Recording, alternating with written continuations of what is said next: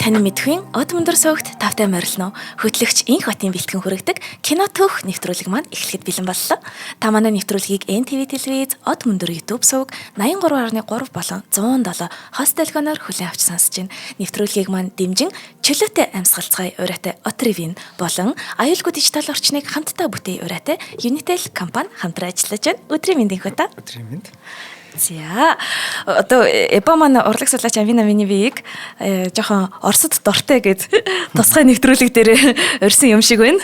За дэлхийн 2 дугаар дайны үеийн Берлин хотын Элефант гэдэг кафед нэгэн эр сонин гарч хэлж сууна. Кафений хаалгаар нэгэн бүсгүй дагалдах эрийн хамт орж ирээд булангийн буйтхан ширээн дээр суудаг. Сонин уушиж байсан эр энэ мөчөөс эхлээд л тэр бүсгүйгээс нүдээ салгаж чадсангүй. Харин бүсгүй хэн нэгний хүлээх мэт байн хаалга руу харсаар энэ мөчөд бүсгүйтэй хамт яваа ир түнд хідэн үг хэлэхэд бүсгүй тогтлон байж нөгөө сонин гарч илж байгаа яриг олж хардаг. Тэд энэ мөчөөс эхлээд л бие биенээсээ харцаа салгаж чадсангүй. Их хол ширээнд сууж байгаа ч гэсэн энэ залуус бие биеэ харсаар нүдэрээ ярилцаар хайр, халамж, гуниг, уучлал гээд бүх зүйл эдгээр харцанд нэг ч үггүй энэ сценд бий. За энэ бол 1973 онд дэлгэцнээ гарсан хаврын 17 учрал киноны Штирлиц их нэртэйгээ уулзж байгаа тэр хэсэг. Өнөөдрийн нэвтрүүлгээр бид 5 дугаар сарын 9-ний Ялтын баярт зориулаад Зүлтийн киноны сүүлчийн хүлэг баатар хэмээн алдаршсан жүжигчин Вячеслав Тихоновын тухай хүргэх болно. За Тихонов гэж энэ хүн 1928 оны 2 дугаар сарын 8-нд Москвагийн ойролцоох Павловский Посад гэдэг нэртэй жижигхэн хотод төрсэн юм байна. Түүний аав нь нэхэмлийн үйлдвэрт ажилладаг механикч. Харин ээж нь цэцэрлэгийн багш байж. Тэднийх өвөө эмээтэйгээ хамт гэр бүлээрээ 2 давхар модон байшинд амьдардаг. Ер нь даруухан гэр бүл байсан юм байна. Вячеслав хүү 13 нас хүрсэн тэр жил буюу 1941 онд Орос орн дэлхийн 2 дугаар дайнд татагдан орсон жил. Сургуулинд цэргийн эмнэлэг болоод өсвөр насны хүүхдүүд техник мэргэжлийн сургуульд элсэж эхэлсэн. За манай хүү ч гэсэн токрийн машинист мэргэжлэр суралцаад төгссөнийхөө дараах нь үйлдвэрт ажиллаж эхэлсэн гин. Гэтэл токрийн машин дээр төмөр зурж байхад нь төмрийн хүрц нүд рүү нороод нэг хэсэгтэл хараг болчих. Ээж нь имлэгт дагуулж очиод эмч соронзоор үрцнүүдийг авснаар азар сохор болчлгүй өнгөрсөн гэдэг. За дайны үед хүүхдүүд ер нь бүгдээрээ их сүжиж байгаа. Аав нь фронтод явсан учраас түүний нуруунд дээр хүнд ачаа ирсэн нь мэдээж. Вячеславд хаяахан олдох амрах боломж нь найз хүүгүүдтэйгээ нийлж дарвихал байж гэнэ. Тамхины иш цуглуулж ороож татна, айлын хашаад авч алим хулгайлж идэнэ. Хүүгүүд ер нь гудамжны дүрмээр л амьдарч байсан. Тухайн үед шивээс хэлгэх мод болсон учраас бүгдээрээ л үерхдэг охиныхаа нэрийг энд тэндээ бэхээр шивж эхэлсэн гэнэ.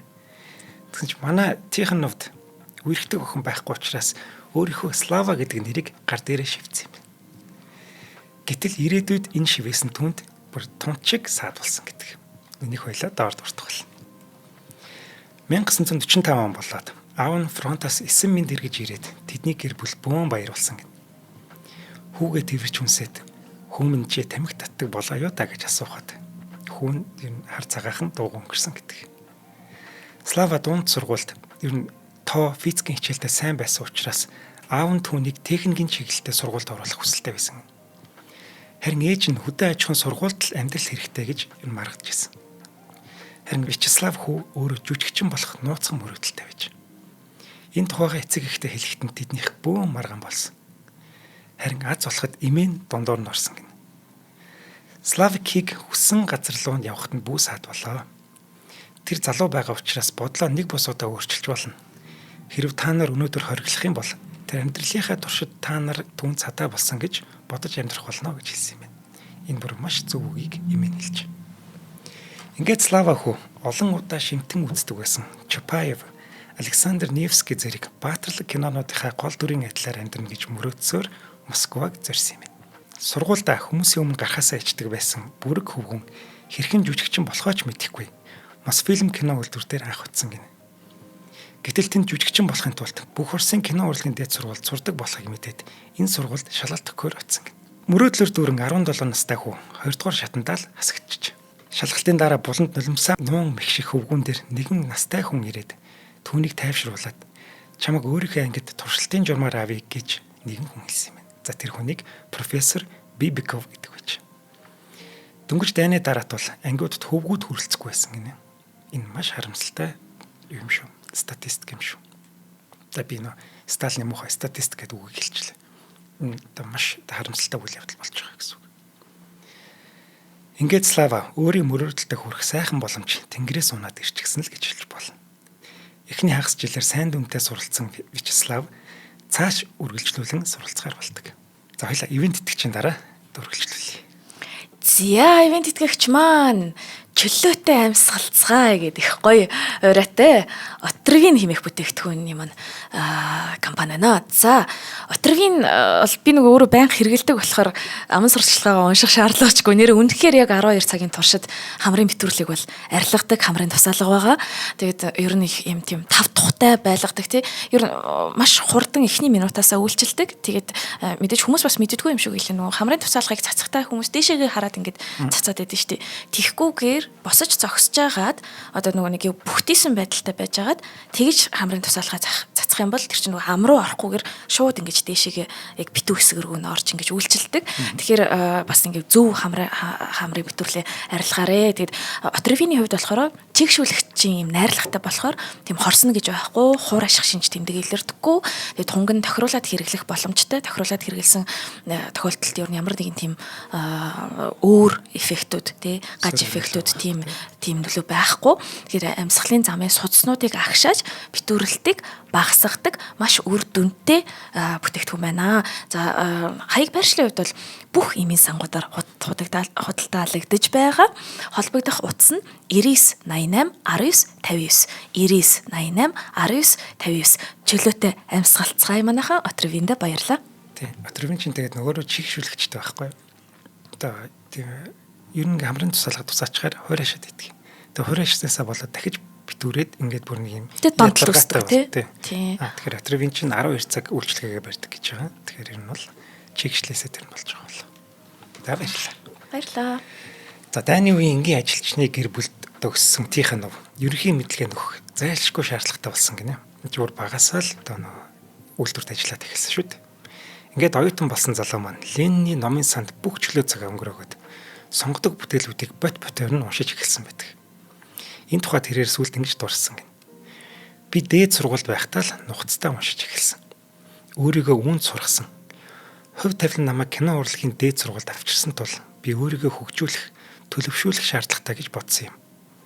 Эцсийн эцэд жүжигчин хүнийг уран зохиол, жүжигийн зохиолууд л бий болгодог. Тэд байхгүй бол бид ч байхгүй. Ингэж хэлчихсэн баг. Тихоновыг 20 дугаар курст байхад нь тэдний ангийн ажиллаар нэг кино хийх болсон гинэ. Тэдний ангийн ажиллаар нь шүү.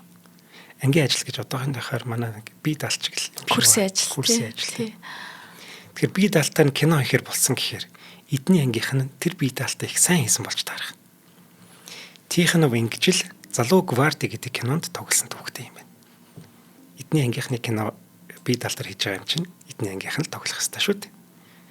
Энэ кинод тэдний үеийн олон оюутнууд тоглосон бөгөөд тэд цаашдаач бүгд зөвлөлтийн киноны томоохон одууд болсон түүхтэй.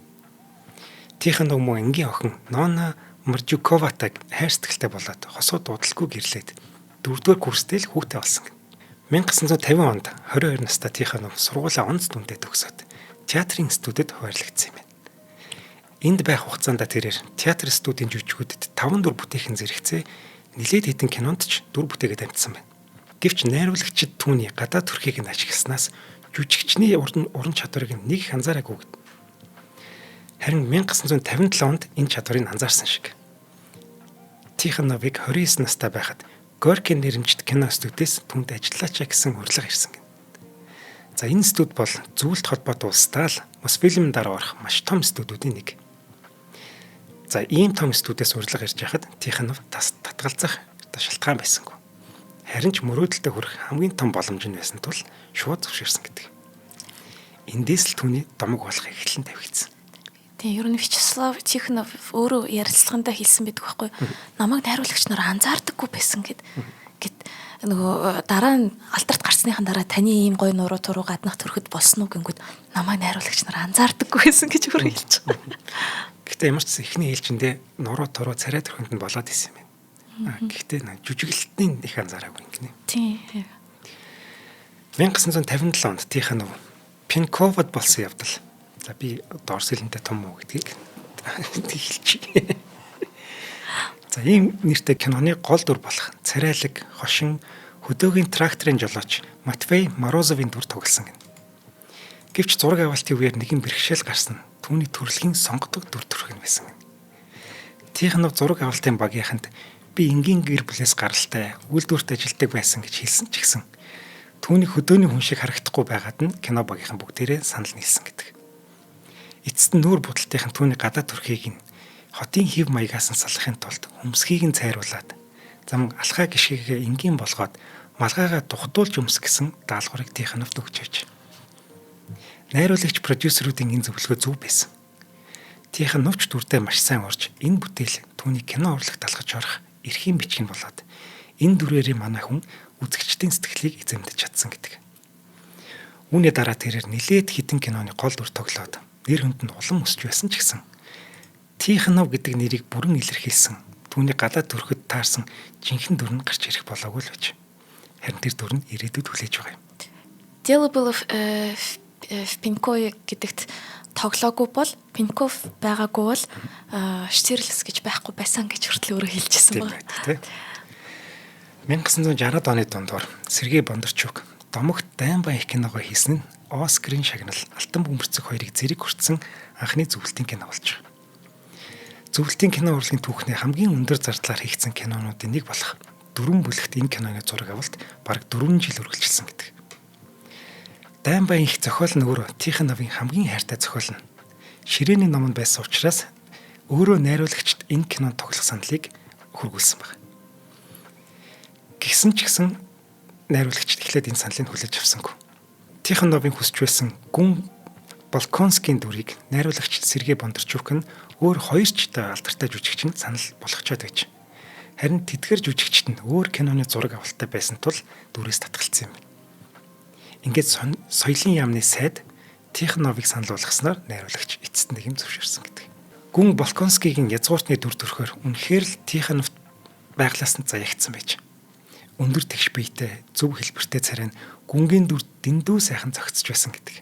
Ганцхан таараагүй зүйл нь нэг хүүхэд байхдаа гарн дээрээ хийлгсэн нөгөө шивээсэн. Ингээд Тихонов маань язгууртнуудын өмсдөг нөгөө цагаан биелийг 4 жилийн турш өмсөж байж энэ зургандаа орж байсан юм. Слава гэдэг чинь нээд жоох нэр хүнд гэсэн утгатай мандтууга энэ төр гэсэн утгатай үг. За энэ кино хэдийн амжилттай болсон ч гэсэн Тихонов харин дотор нь хоосорч үлдсэн гэдэг. Энэ киноны дараа жүжигчин хүний хувьд найруулагчийн хатуу шаардлага 4 жилийн нөр их хөдөлмөр. За бүтээл гарсны дараах олон хүний сайн муу шүмжлээс энэ бүхэн болсон мэдээж. Үүний дараа Тихонов бүр кино урлагаас татгалзъя гэж театрт очиж ажиллая гэж хүртэл бодож байсан гэдэг. Гэхдээ өөр нэг зүйл түүний зүрхийг зүсэж байсан түүний хувийн амьдрал юм байна. Тихонов оюун уйтан ах цагтаа нөгөө нэг Нона гэд бүсгүйтэй гэрлээд хүүтэй болцсон байгаа шүү дээ. Ингээд энэ бүсгүйтэйгээ 13 жил болсны эцэс тэр хоёр тийш болт юм. Энэ явдал нь ядж яхад 1963 онд буюу яг нөө Дайнбан их киноны зураг авалтын үедээ давхцсан гин. Тихонов угийн үг дуу цогнтэй ганцаараа байх туртаа нэгэн байсан бол эхнэр нь харин яг эсэргээр олноороо байхдаа л жаргалтай тийм бүсгүй гэж. Яаж 13 жил тессэн гэдэг нь бас сонин гайхмаар. Эхнэр нь мөн л адилхан алдартай жүжигчин байсан тул тэдний гэр бүлийн халуун дулаангуур амьсгал ер нь ингээд киноны зураг авалт томилтоор явах гэх мэтчлэн эдгээр шалтгаануудаас болоод баг багаар хөргөөл байсан юм байна. Нэг тэнгэрт хоёр наран мандахгүй штэ. Хосоод өдөр их тусам л бие биенээсээ холдоод алдартай хүмүүсийн жишгээр бусдаа нэр холбогдох тохиолдолж гарч байж. Мэдээж сайхан юм танууд буруугүй шүү дээ. Тийм болохоор олон мянган шүтэн биширхчдийг гэр бүлийн хоёр та ялтаачлаа. Харин тэд хэрүүл урвалгүй стол язгууртны байдлаар хоёр тийш болж. Салсныхаа дараа тэд огт холбоогүй болсон тэдний хувьд амар байсан бол харин ганц хүүд нь энэ маш хүн дээр хүн маш их шаналж байж. Өөрсдийн зам мөрийг хөөхдөд тэд хүүгийнхээ байдлыг огтхон анзаарсангүй. Хүн өсвөр наснасаа л эхлээд согтууруулах хундаа мансууруулагч бодсон донтох болсныг эцэг их нь бүр сүулт мэдсэн ч гэсэн үнэхээр хожимдсан байж. Хүүн аль хэдийн эдгээр мухай зүйлсээс салж чадхааргүй болцсон байсан. Ингээд хүүтэйг ямар ч харьцаагүй болсон тийхэн нөө нэлээд хэдэн жил ганцаараа явсны эцэст. Эр хүн ба эмэгтэй хүн гэдэг Франц киноны орчуулгын үеэр дуу харуултын үеэр нэгэн бүсгүүдэд танилцсан гэнэ. Тамара гэдэг нэртэй хэл шинжлэлийн мэрэгчлэлтэн бүсгүй юм байна. Энэ кинон дээр Франц хэлний орчуулагчаар ажиллаж исэн гэнэ. За Тихонов Тамара хоёр болцож эхлээд удалгүй хормайч хийгээд тэгээд бас охинтой болсон гэдэг. Нөхөр нь ямар алдартай болохыг мэдсэн бол Тамара энэ хүнийг сонгох байсан нь эргэлзээтэй гэж. Тэгэхээр Тихоновыг ийм их алдартай хүн гэж Тамара ихэндээ мэдээгүй байна. Бас сайн тий.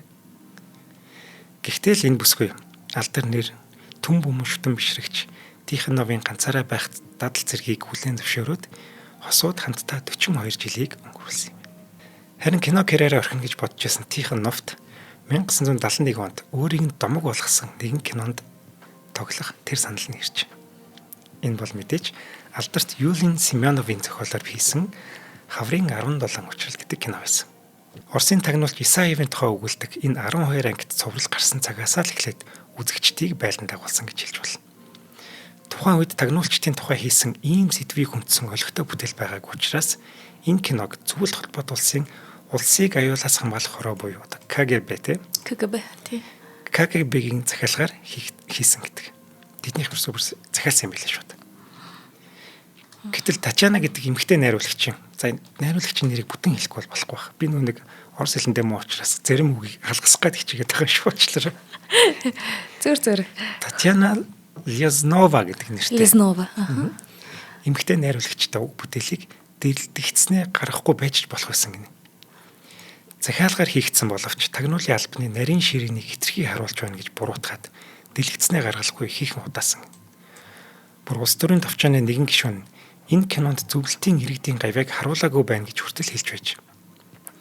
Харин зөвлөлтийн тухайн үеийн удирдагч Брежнев энэ киног үзчихэд түүнд маш их таалагдсан учраас энэхүү дэлгэцнээ гаргах хэргийг олж авч иж. За энэ нийтдээ ч юм шиг нэг факт хэлэхэд Брежнев иштерл эцэг жинхэнэ хүн гэд бодсон байж. Ингээд түүнийг олж ирээд Зөвлөлт холбоот улсын баатар цол уулахыг зарлагдж байсан гэдэг. Манай Брежнев актер штэ. За Тихоновын гадаад төрх гайхалтай жүжиглэлтийн ачаар иштерл эцэг зөвхөн царайлаг төдийгүй. Даруухан мэдрэмжтэй ухаалаг нэгэн болон дэлгэцнээ мөхөрч чадсан. Цэргийн ямар ч дүрм тувц сайхан зөгтөг. За бодлогошронгуй гүн харцтай Тихонов үнэхээр л тагнуулч хүн ийм байдаг биз гэдэг төсөөлийн дүрийг гаргаж чадчих. Game of Thrones дээр Тайван төлөө Tyrion Lannister гэдэг Lannister-ийн аав нь байхгүй. Тэрэн дээр язгууртан хүн яг л ийм байдаг юм байна гэдгийг Charles Dance гэдэг хүн бүр яг үнэхээр гаргаж чаддаг. Би үнийг Тихоновыг тэр аюутай зөвлөмөр байгаа. Яг нэштэрлэцгийн дүр юм. За нэвтрүүлгийнхэнд ярьсан Зан кафед, Elephant кафед уулздаг хэсэг ба штэ. Энэ сэтгэл хөдлөм хэсэг эхлээд кинонд байгаагүй. Зохиол дээрч байдаг юм. Харин Тихоновын санаачлагаар кинон дээр оруулж гисэн. 5 минут гар үргэлжлэх нэг ч үггүй энэ сцен. Тихоновын санаачлагаар кинонд орж гисэн. Энэ гэтэл ямар мундаг хэсэг үлээд те. Тихоновын дотны найз, зөвлөлтийн тагнуулч Мелоди. За тагнуулын ажилтнууд эхнэрүүдтэйгээ хэрхэн нууцаар алсаас ажиглан уулздаг байсан тухай түүхийг манай хүнд ярьж өгсөн юм байна. Энэ түүх Тихоновын сэтгэлийг ихэд хөдлөсөн тул найруулагчтай ийм хэсэг оруулахыг санал болгосон байна. Энэ түүхэн ч гэсэн найруулагчд маш их таалагдаад энэ хэсгийг шинээр бичээд кинонд оруулж өгсөн байдаг гинэ. Үнэхээр нөгөө Семенов андараагүй тий. Семенов чинь өөрөө тий одоо би дахин тэр номоо ингээд хэвлэхдээ би заавалчгүй яг энэ их нартайгаа уулзж байгаа хэсгийг дахин шинжилж бичнэ гэдэг ер нь бол дандаа номын зохиолч нар өөрсдийнхээ зохиолоор хийж байгаа кинонд сэтгэл хангалуун бус байх нь илүү илбэг байдаг шүү дээ. Миний төсөөлснөөс шал өөрөө ингээд бид нар ч гэсэн номыг нь уншихаар Harry Potter дээр ч гэсэн ном нь илүү гэж ярьдаг тий. Гэтэл энд бол яг эсрэг процесс болсон байгаа байхгүй тий. Тэгэхээр Тихоновын гол тэр философи нь яаж ийнэ гэхээр үнэхээр энэ бол улс төрийн зохиол байна.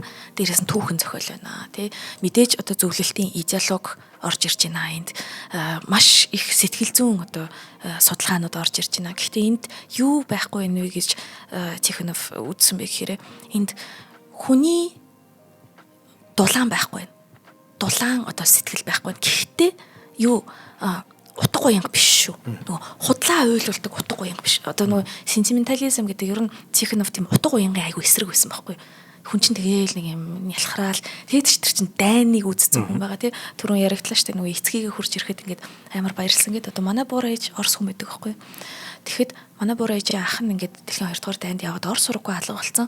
Манай буур ээж 85 наслахтаа сүүлчийн өдөр болтлоо тэр ахыгаа буцаж эргэж ирнэ гэж хүлээжсэн байхгүй. Итгэжсэн байхгүй. Тэгэхээр энэ ямар амар цаг үе, ямар амар шигтэй их шаналл тэр болгоныг ингээд биеэрээ мэдэрсэн хүн биш үү. Тэгэхээр тэднэрт нэх ингээд морал утга уянгалал ингээд ах тийм сэтгэл зүй байхгүй маш их сэтгэлийн хаттай хүн байгаа. А гэхдээ нөгөө Тихоновын гол инштэрлэгц дээр гаргаж байгаа дүр чинь ямар их сэтгэлийн хаттай, ямар аимшигтай цаг хугацаанд донд дайны тэр ёс бус харгислыг үзэж байгаа хэрнээ хүнээрээ байгаа. Тэгэхээр яг тэр сцен дээр нөгөө Тихонов хийсэн зүйл бол хүнчилсэн л гэж яриад байгаа. Ерөөсө зохиолыг хүнчилж яг хүний хүмүүнлэг шинж чанарыг агуулах тэр философиг зөвхөн нүднийхээ жижиглэлээр харуулсан гэж байгаа юм. Бяцхан нулимс хурдаг шүү дээ, тэр хэсэг амар шүү. Би өөр үзэж чаддгүй байлаад байдаг байхгүй. За, Штирлицийн эхнэрийн дүр сонгогдсон жүжигчин Элеонора Шашкова залуухан туршлагагүй байсан учраас эхэндээ яаж тоглохоо нэг л учраа олж өгөхгүй байсан. Тухайн үед нэг камераар л олон дахин бичээдгээ дараа нь эвлүүлэн шүү дээ, тийм учраас цаг их авч байгаа. 6 сарын турш зураг авалтанд орсон Тихонов яг тэр хэсгийн зургийг авах өдөр анхныхаа удаан амралтаа аваад уг нь тэр юм дээр ирэхгүй байсан юм. Зураг авалтын талбай дээр. Бүсгүй нэг хоосон хан хараад л жүжиглэх ёстой байж л дээ. Харин яг зураг авалтын үеэр нөгөө дэлгэцэн дээр эхнэрийнхээ царайг харах гэсэн сониуч зандаа хөтлөгдөд Тихонов зургийн талбайд хөрөөд ирсэн. Ингээд эсрэг талын ширээн дээр сууж байгаад нэг ч үгүйгээр тэр харилцан яриа эхэлсэн гэдэг.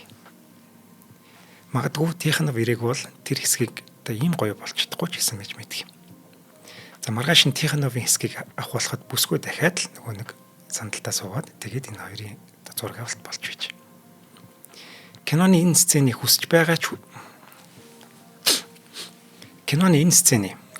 ч хүрэх боломжгүй нандин хайрын мэдрэмжийг зөвхөн төгөлдөр хорийн аяар чамж өгсөн нь бүр төгс болгосон гэлтэй. 1973 оны Ялтын баяраар дэлгэцнээ гарах төлөвлөгөөтэй байсан ч гэсэн төрийн удирдлага Герман тех альчлаасаа болоод төр хойшлуулсан юм байна. Ингээд 8 дугаар сард л анхны ангиуд зурагтаар гарч эхэлсэн гэдэг. Цоврал гарч эхэлмэгцэл үнэхээр үзэгчдийг байлдан дагуулж эхэлсэн. Кино гарч байхад хотын гудамжаар хов хоосон. Гэмт хэрэгч энэ цагаар гарахаа болсон гэдэг. За манайхан алтар царайтыг санаж байгаа бол тэрэн шиг л юм болж исэн байна. Энэ кинонд тоглосон ажлын хөлс нь 5500 рубль. Энэ мөнгөөр цоошин Жигули маркийн суудлын тэрэг худалдаа авч болно. За мөн 1970 оны сарын дундаж цалин нь 130-аас 150 рубль байсан гэхээр энэ ямар их хэмжээний цалин бэ гэдгийг эндээс харагдаж байгаа. 10 сар ажиллаа гэхэд 1300 гэсэн үг байхгүй юу? За 1500 12 жилтэй. Тэгвэл баг 3 жил 4 жилийн цалингаа авч байгаа гэсэн үг. Киноны зураг авалтыг Москва, Рига хотуудад, за мөн Гүржид, Герман улсын Берлинд, за бас Майсен гэдэг хотуудад хийсэн юм байна. Харин хөлийн чандд буюу Германд авах зураг авалтан дээр хувцсны эрхлэгчийн зардал гаргаж өгөөг учраас манай хүмүүс хувцснуудаа бүгдээрээ өөрөө бэлтэж авсан. Ингээд Тихонов 100 шиг цагаан цамц бэлдээд авч явсан гэдэг. Энэ кино тогсноор Тихонов гэдэг хүн зөвлөлтийн шүтэн болж явсан. Тэр үеийн үзэгчид Тихоновыг нэрээр нь биш зөвхөн Штирлиц гэдгээр нь дуудах болсон. За энэ нэг талдаа бахархалтай ч гэсэн жүжигчин маань өөрөө эндээ бас тийм таа хандаагүй юм байна. Хожим бараг 10 жилийн дараа буюу 1984 онд таас бүрэн эрхийнхээ дагуу мэдгэтгэн гэдэг нэртэй тагнуулын албаны генералын дүр тоглосон ч гэсэн хүмүүс түүнийг Штирлиц гэж дуудсан хэвээрэл байж. Даруухан ичимхий маш их ном уншсан Тихонов үнэхээр гүн хүлэг баатар язгууртан шиг харагдаж биеэж тэгж авч явдаг амьдрал дээр ч гэсэн. Тихонов сэтгэл хөдлөлтөө бараг гаргадаггүй. Дуугүй чимийн шугантай найр надмаас зайлсхийдэг нэгэн байж. Харин залуу наснасаа эхлээд сэтгэл хөдлөлөө гаргадаг ганцхан зүйл нь хөл бөмбөг гэнэ. Хөл бөмбөгийн Спартак клубын үнэнч дэмжигч нь байсан бөгөөд завал гарвал тоглолтыг нь очиж үздэг. Чи Спартак уу? Тийм ээ. Тийм л байна л та. За мөн цөөхөн үнэнч найзуудтайгаа шатар тоглолтог, за мөн загасанд явах их дуртай. Энэ л ганцаардсан бодож тунгаасан зөөлөн чанар нь түүний тийм ч алдартай биш дөрүүдэд бас шингэсэн байдаг. Тэдний нэг нь тэд эх орныхоо төлөө тулцсан юм киноны цочирдсан хагас дүлээд зэрэг байсан бол нөгөөх нь мэдээж харж чихт цагаан бием гэдэг. Энэ киноны Иван Ивановичийн дүр. Энэ бол хожим насанд хүрэгчд болох бяцхан хүмүүст нэгэн цагт хүүхэд байснаа мартаагүй насанд хүрэгчдэд зориулсан үг юма гэж эхлэх. За Трополскийн туужаас сэтгүүлсэн энэ бүтээл зөвлөлтийн кино урлагийн хамгийн сэтгэл хөдлөм кинонуудын нэг болж чадсан. Өмнө нь найруулагч Ростоцкийн 5 кинонд тоглосон Тихонов энэ кинонд тэтгэврт гарсан зохиолчийн дүр тоглож байгаа. Зохиолч болон түүний үнэнч нохооны тухай сэтгэл шинжрэм түүхийг үзэж байхдаа уйлаагүй хүн цөөхөн баг. Уйлахгүй байхын аргагүй шүү дээ тий. Арга үзсэн ч уйлдаг юм. Яа, за ингэж хамтран ажиллах чаа. За тий. Зарлчаад наадах чи бүр яг ойлгох гэдэг байгаа. Дархлаагаа шууд гэс хийдэг шүү дээ. Ойлгох гэдэг ирэнгүүтээ. За тэгэхээр бидний үзэж байгаа юм бидэрт маш их нөлөөлдөг тий хүүхэд насанд ч ихсэн нөлөөлдөг гэдэг нь бол саяны түүхээс харагдаж байна. Тэгэхээр аюулгүй дижитал орчныг хамтдаа бүтээе гэсэн ураатай Unitel маань бол хамтран ажиллагчаар орж ирж байгаа. Тэгэхээр үнэхээр яг хүүхэд насанд ч үе одоо бид нар сошиал орчинг, дижитал орчинг маш их хэрэгжилж байгаа энэ үед маань Unitel болохоор үлгэртэл байдаг нэртэй нөлөөллийн компанид ажлыг хэрэгжүүлж байгаа юм байна. За тэгэхээр энэ компанид ажлын гол онцлог нь бол кибер аюулгүй байдлын талаарх мэдээллийг хүн бүрийн сайн мэдэх үлгэрийн түүхүүдээр дамжуулан ойлгомжтой тийм сонирхолтой хэлбэрээр хүргэж байгаа. Жишээлбэл одоо захим орчинд хялбар аргаар мөнгөтэй болгоно, хөрөнгө оруулалт илүү хурдан ашиг олно гэх мэт юм хуурамч худал амлалтаар хүмүүсийг хуурч зайлж мэхэлж байгаа тохиолдолд их илбэг байгаа. Тэгээд тэр нь ч одоо ер нь AI-ийн тусламжтай энэ айгуу тийм үнэн чим шиг санагддаг. Ялахад ингээд хэцүү болсон байгаа даа шүү дээ. Бүр л аюултай болчих тий. Тийм. Тэгэхээр нөгөө ер нь бол манайхаа хулганы тий үнэгүй бяслаг хулганы хавханд л үйдэг шүү. Ер нь бол тийм тий амархан олдох баялаг бодит амьдрал дээр ер нь байдаггүй шүү. Үлгэртэл байдгийг шүү гэд тийм учраас үлгэртэл байдаг гэдэг тийм нөлөөллийн компанид ажил явагдаж байгаа юм байна. Тэгэхээр дижитал залилангаас өөрийгөө хамгаалаарэ зөвхөн одоо баталгаат их сурвалжаас мэдээлэл авч те альва ямар нэгэн пэйжүүдийг бол маш сайн хэдэн ононд хизээ нээгдсэн үнэн байна удлаа байна гэдгийг нь шалгаж явах хэрэгтэй шүү. За ингээд энэ компанид ажлыг явуулж байгаа хамтран ажиллаж байгаа Unitel Group-тэй маш их баярлалаа. Аюулгүй дижитал орчныг хамтдаа бүтээцгээе. Unitel-ийн албан ёсны Facebook болон Unitel цэг хэмээн веб хаягаас илүү дэлгэрэнгүй мэдээллийг авах боломжтой юм байна. Фоллоу тавьчаа дараарай. Баярлалаа Unitel. За баярлалаа. За Тихонов багасаа л амьтдад хайртай байсан гинэ. За тийм ч учраас ер нь нохойтой кинонд тоглох, амьтны тухай кинонд тоглохтой нэлээд баяртай байсан болов. Гэтэл анхандаа хамтдаа нэг кинонд тоглох Стёпка нохойтой найзлах түнд тийм амар байсангүй. Энэ тухайга хожим нь би энэ нохойг удаан ажигласны эцэст түүнд зүгээр нэг хамттан өгөөд эзэмдэж чадахгүй юм байна гэдгийг ойлгосон гэдэг. Тэгэхээр энэ хүн энэ жүжигч маань юу гэж бодсон гэхээр би үнэхээр энэ нохойны эзэн болох ёстой. Энэ нохоо намайг эзнэ гэж бодох ёстой. Тэгжвэж энэ кинон дээр бид хоёр төгс тоглож чадна гэдгээ одоо ойлгож ирсэн байна. Жүжигчд ийм байхдаа л мундаг биширмээр байдаг. Ямар ч дүр тоглосон, жижиг дүрд ч тоглосон, дүрээ маш сайн судалдаг, дүрдээ маш сайн ордог. Ийм жүжигчдийг хүндлэхгүй байхын аргагүй байдаг байна. Би зарим нэг жүжигчдийг жоохон шүүмжлэх гэдэл байна л та. Гэтэ яг би нэр цоохгүй зүгээр л ингээл орхиж. Ингэж бэлтэж орж байгаарай. Би ийм л дүр гаргадаг. Би өөр дүр гаргадаг. Чиний кино ямар зохиолтой байсан хамаагүй би нэг л гаргана гэж хэлж байгаа хүмүүс бол та нар жүжигч юм биш шүү. Тэр жүжигчний гол хийх ёстой үүрэг нь бол дүрийг мэдэрчтэй тэр сүнсээрээ тэр дүрд хувирч чадах гэдэг чинь л гол нь шүү дээ. Тэг тийм хүмүүст ажил өгөөд тийм хүмүүсийг ажилуулах хэрэгтэй байхгүй. Хэрвээ тийхгүй бол газар дээр нь халаад тэр ямар нэгэн гавьяа шагналтай хинч байсан хамаагүй. Газар дээр нь халаад өөр хүн тоглол. Киногоо тэр хүний нэр хүндээс болоод битгий халаад. Өстой гайхалтай хэллээ дээ. За баярлалаа. За Стёпка гэдэг нохоо мэдээж одоо хоолн дуртай байсан учраас. За студийн бүгдээрээ хооллоод байсан учраас одоо манай хүн зөвхөн хоол өгөөд эзэмдэж чадахгүй.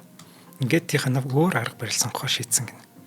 Зураг авалт товлсон цагаас 1 цагийн өмнө ирээд. Тэгээд зургийн талбай дээр Стёпкатай хамт зугаалдаг болсон гэнэ. Ер нь хаасайг бол хамтдаа явдаг болсон юм байна. Ингээд ердөө 7 хоногийн дотор Стёпка Тихоновыг өөрийн хамгийн сайн найз гэж бодож эхэлсэн. Ингээд зураг авалтын үеэр түүнийг биемийн жинхэнэ эзэн болсон гэдэгт хинж эргэлзэхээргүй болсон гэдэг. 10 хүн дуудах юм бол Стёпка Тихонов руу гүйчихсэн. За харч их цагаан бим гэдэг энэ кино 1977 онд театруудад нээлттэй хийснээс 1 жилийн дараа Чехийн Карловы Варын кино улсын наадмын гол шагнал болох Алтан бөмбөрцгийг аваад 1979 онд Оскарт нэр дэвшсэн байдаг. Хэдийгээр шилдэг болоод Оскарын баримлыг гардаж аваагүй ч гэсэн энэ бүтээл олон улсад Тихоновыг ямар жүжигчин бэ гэдгийг харуулж өгсөн. Харч их цагаан бием киноны дараа барууны нэгэн продюсер Тихоновыг Холливуд дурж чадахгүй дээ үнэхээр харамсаж байсан гэдэг. Продюсер үнийг ийм зэрэглийн уран бүтээлч маш өндөр үнэлгээтэй байдаг шүү дээ гэж тайлбарлаж байсан. Гэхдээ бас зөвлөлтийн хүн Холливудд очиж кино тоглох бол ер нь байх боломжгүй байсан баг. Харин зөвлөлт холбоот улсын зүгээс энэ киноны найруулагч, зураглаач, гол дүрийг бүтээсэн Тихонов нарыг Ленины одонгоор шагнасан юм байна. За энэ киног хальт ярахад үнэхээр яг намайг амтанд хайртай болгосон кино бол энэ кино мөн кинонуудын нэг бол энэ амтан эзнээ яаж хайрлаж байгаа вэ? Гэтэл эзэн нь бас амтнаа яаж хайрлаж байгаа вэ? Энэ хоёрын тэр нандин хайрыг харуулсан учраас хайр гэдэг чинь бас хоёр хүн бие биенээ биш. Энэ дэлхийг тэн дээр амьдарч байгаа амьтад ургамал юу гэдгийг бүгдийг ингэж хайрлаж болдгийм байна гэдгийг бүр үнэхээр гоё уран сайхны аргаар үзүүлсэн кино байхгүй. Нохоо бол үнэхээр яг тийм замыг туулаад эзэн рүүгээ очдог. Тэр түүнээс хүнд замыг ч туулахаас цаараалахгүй. Ийм л хүн амт. Та баян байна уу, ядуу байна уу хамаагүй. Нохоо бол таныг бурхнаа л гэж бодож байгаа шүү дээ. Миний эзэн, миний хамгийн сайн найз гэж бодож байгаа. Энийг үнэхээр гоё харуулсан юм. Ялангуяа тэр өсвөлийн сцен бол үнэхээр зүрх зүсэм. Гэрийн тэжээвэр амьтны хувьд одоо таны амьдралын нэг өсрөл 15 жилд гэрийн тэжээмэл амьтан таних байна тий. А гэтэл гэрийн тэжээмэл амьтны хувьд бол та бүх насаар нь хамт байна шүү дээ гэж байгаа шүү. Тэжээвэр тий. Яг үнэ. Тэгээ би нэг чамд аюу маш харамсалтай нэг баримт хэлэх үү. Бид нарыг төрөхөд амьдарч байсан нэг ч нохоо одоо амьд байхгүй. Тийм үү? Тийм биш тий. Тэгээд харамсалтай гэвэл би одоо яг нөгөө төрүүлээд бодгоор л уйлчих гэдэг юм л да нөгөө Стива гэд нохоо жүжигчин нохооных нь хувь заяаны талаар бас поман дурдах бах тийм үү? Дуртахгүй. Энэ жүжигчин нохоо нь харамсалтай нь одоо нөгөө Вячеслав Тихоновд яг жинхэнэ эзнээ гээд амар тасцсан байсан. Үнэхээр тасцсан байсан. Гэвч нөгөө нэг зураг авалт дуусчихж байгаа. Яг нохооны жинхэнэ эзэн бол нохоогоо түрээслүүлж өгөөл тэгээд нэг ч удаа эргээгүй. Ер нь бол нохооноосоо татгалцсан. Тэр нохоо болохоор Тихоновыг яг ингээд өөрийнхөө жинхэнэ эзнээгээд итгэцэн. Тэгээд тэгсэн чинь яг үндэ нөгөө Тихонов ч мэдээж ажиллаа дуусгаад ингээд цаашаа өөр ингээд юмар явж байгаа шүү дээ тий. Тэгээд нохоо яасан бэ гэдгсэн чинь яг үндэ тэнд нөгөө анхаарах хинч байгаагүй тэр нохоог. Тэгээд тэр нохоо нь Тихоновыг хүлээгээд одоо нөгөө амтэн чинь маш мэдрэмжтэй. Тэгээд ер нь бол онш нь бол юунаас болж одоо сэтгэл готрлаас болж өнгөрсөн гэдэг тийм тэр нохоо. Тийм тэгээд Тихонов нөгөө хинч буцаж аваагүй гэдгийг нь мэдээд уцаад очсон байхгүй нөгөө нохоогоо тэгвэл би өөр дөр авчия гэд тэгсэн чинь аль хэдийн нөгөө сэтгэл готрлаас болоод өнгөрсөн байхгүй нохоо жүжигчин нохоо маань. Тэгээ би бүр тэр энэ киног сонсохоор л киноч ойлуулдаг бодит амьдрал нь ч яг амар эмгэнэлтэд төгсөж байгаа юм л та. Ямар харамсалтай юм бэ тий. Нохооч яг тэгдэг байхгүй. Хоол идэх болчдөг. Тэгээд л ерөөсөө хинч намайг яахгүй юм байна гэд хайр байхгүй учраас тийм шийдвэр гаргадаг. Ямар харамсалтай юм бэ. За үргэлжлээ. За 2007 онд Тихоновын 80 насны ой болсон гэнэ. Тэгсэн чинь хэвлэл мэдээллийнхэн түүнээс ярилцлага авахыг хүссэн чинь ингэж хариулсан баг. Орчин үеийнхэнд хэлэх зүйл надад одоо байхгүй. Би тэднээс тис өөрөөр өссөн. Хүмүүсээс миний хамгийн их үнэлдэг зүйл бол ёс суртахуун. Энэ тал дээр би гүн Андрей Болконскийтэй маш төстэй. Ингээд л миний сэдв замхарчж байгаа юм надад өөр ярих юм байхгүй гэж хэлсэн гэдэг.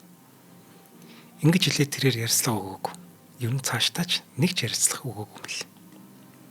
Магадгүй түүний хэд даруй зан нөлөөлсөн баг.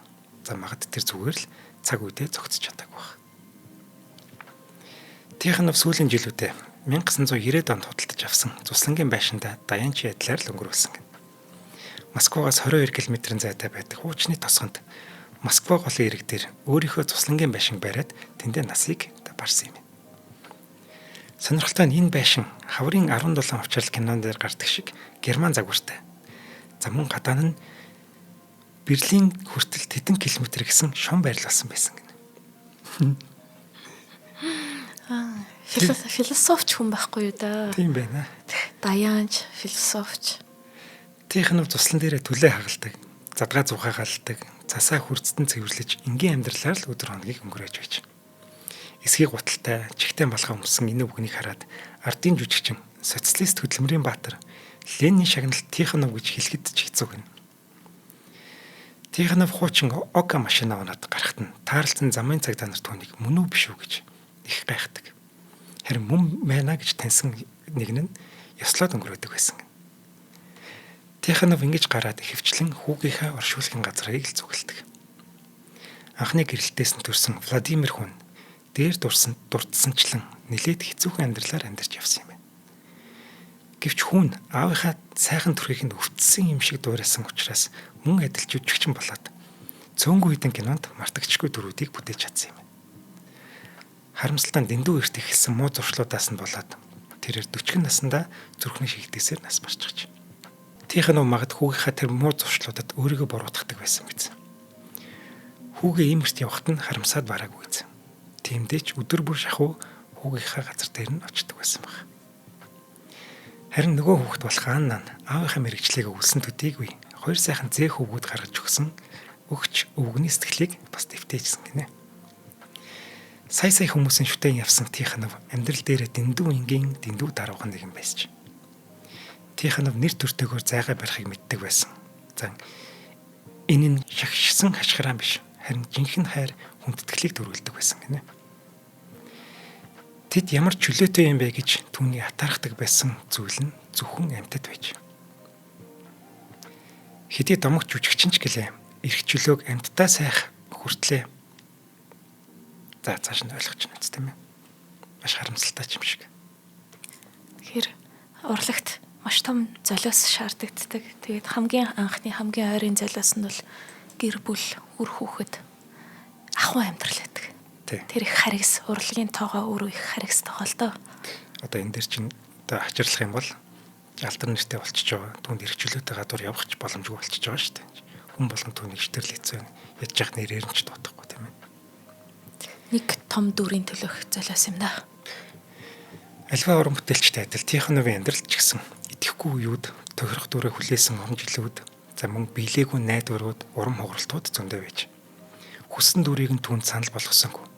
Харин түүнд санал болгосон зарим дүрүүд нь дэндүү чамлахаар байсан. Тэрээр амьдралынхаа сүүлийн жилүүдэд хайртай байсан хүмүүс хамт ажиллаж байсан нөхөд рүүгээ уцаар яриад мэд мэдээд хуучин явдлуудаа дурсаад гомдоосон хэсгээл авлаад уучлал хүссэн байдаг. Тихоновын бүтээсэн сүүлчийн дүр нь Эльдар Рязановын Андерсон үгүй хайр үгүй амьдрал гэдэг үлгэрэн киноны бурхны дүр байсан. Энэ бол 2006 он байсан. Тихоновын бурхан бол буурал толгой дээрээ гэрэл цацрагтай, энгийн сайхан сэтгэлтэй хөгшин хүний дүр. Юугаарч тус болж чадахгүйгээ мэдсэн тийм дүр байж. Ингээд Вячеслав Тихонов, за би сүүлийн удаа бүтэн нэрээр нь хэлэхгүй болохгүй байх. Ингээд Вячеслав Васильевич Тихонов 2009 оны 12 дугаар сарын 4-нд 82 наснда хорвоогийн мөнхөсийг үзүүлсэн юм байна. Үзэгчдийн хувьд эрлэгт төрхтэй хэдий ч Тихоновт чин сэтгэлээсээ хүүхчиг мөрөөдөмтгий бөгөөд идеалист шинж чанар үргэлж байсаар ирсэн. Тиймээс ч түүнийг зөвлөлтийн кино урлагийн сүүлчийн хүлэг баатар гүн хэмээн хүндэтгэн нэрлсэн байдаг. За ингээд нэвтрүүлгийн төгсгөлд би яг киноныхын төгсгөлийг бас уншиж өгье заяа.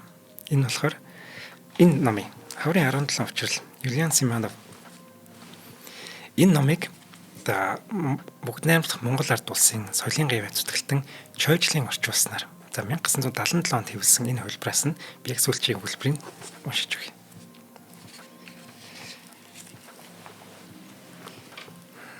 Штирлиц огцомхон тоормслоо.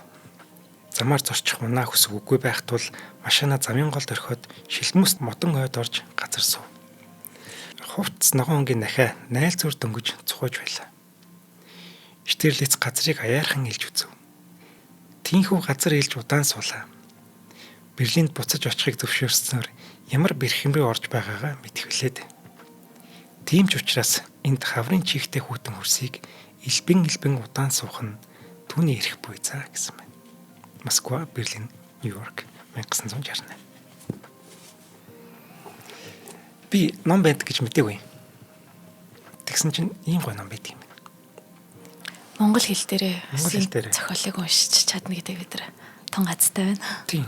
Чойжлогоо орчуулгаар. Тэгэд би энэ номыг анхаарчаад орчуулагч нь хаана байгаа юм болоо гэж хайгаадсан чинь тухайн үед орчуулагчийн нэрийг дээр нь томаар залтгүй ч.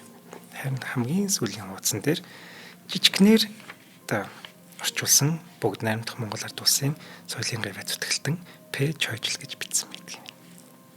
За баярлалаа. Эрдэмтэй хүн даруу. За ингээд шинжлэх ухааны танин мэдхүн од мөндөр сууг хөтлөгч Инх Хотын бэлтгэн хүргэдэг кино төх нэвтрүүлэг байлаа. Та манай нэвтрүүлгийг NTV телевиз од мөндөр YouTube сууг 83.3 болон 107 хос долгионоор хүлээн авч сонслоо. Нэвтрүүлгийг маань дэмжин хамтран ажилласан чөлөөтэй амьсгалцгаа Евратай, Отревин болон аюулгүй дижитал орчныг хамтдаа бүтээн Евратай Unitel компанид маш их баярлалаа. Баярлалаа япа. Баярлалаа. Дэлхийн 2 дугаар дайнд болсон тэр баярт өдрийн мэндийг хүргэе. Баярын мэнд.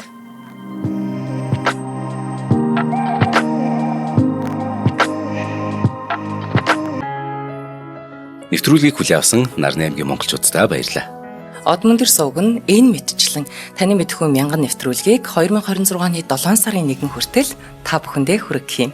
Их хэлээрээ шинжлэх ухаан танин мэдхүйг түгээхийн үлсэд нэгтгэх хүсвэл та бидэнд хандив өгөх боломжтой. Жилдээ ганцхан удаа 100,000 төгрөгөөр биднийг дэмжснээр шинжлэх ухаан танин мэдхүйг түгээх энэ үйл хэрэг амжилттай үргэлжлэх юм. Од мөндөр нэр дээрх Удаагийн банкны дансгаа 4191 тэг 4518.